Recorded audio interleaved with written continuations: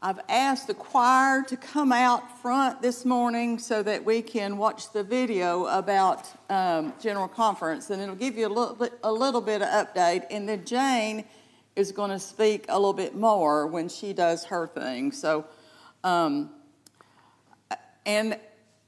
I want to wait. We're meeting with the bishop this week on Thursday, so I wanted to wait until after we meet with the bishop Thursday to get more detail before I speak about it. But Jane is just going to give you the summaries, and the video has a lot about the summaries as well. So as soon as they finish the candles, we'll go ahead and start the video, and we can do that first thing.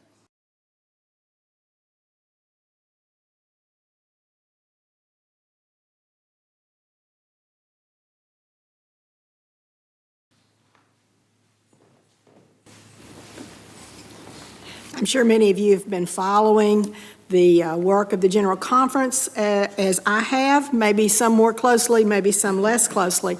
I think this video did a wonderful job of recapping both the content of what was done and the spirit of cooperation and collaboration that everyone that was interviewed in print or media referred to as being the best thing about this conference. Was that spirit of not unity and agreeing on everything, but unity in spirit and in our main purpose.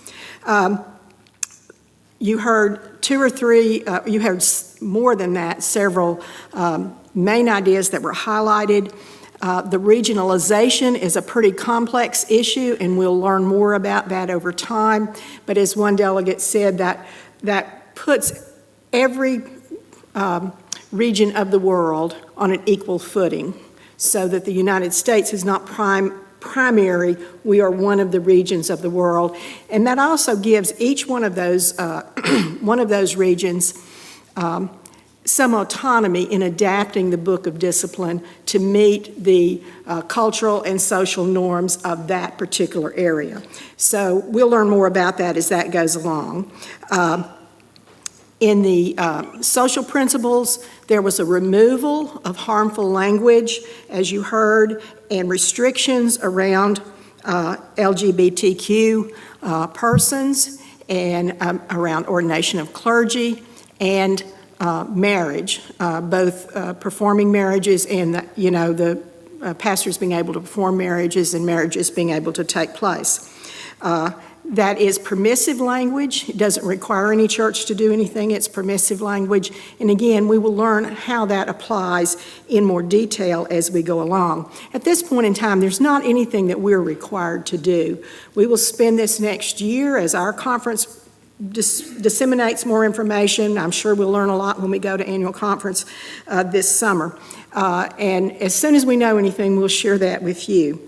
And then very significantly, that budget was reduced by over 40%, recognizing the changing structure and the needs of the local church. It's not only that we have lost some churches, but also the idea of letting local churches keep more resources to do the ministry in their own communities.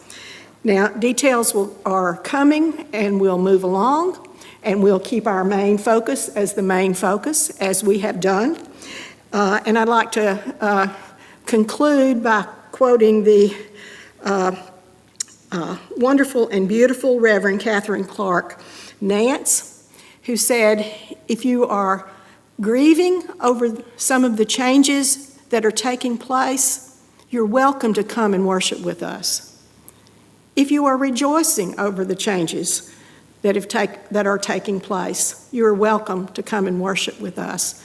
We want to be a place of worship that welcomes a diversity of viewpoints.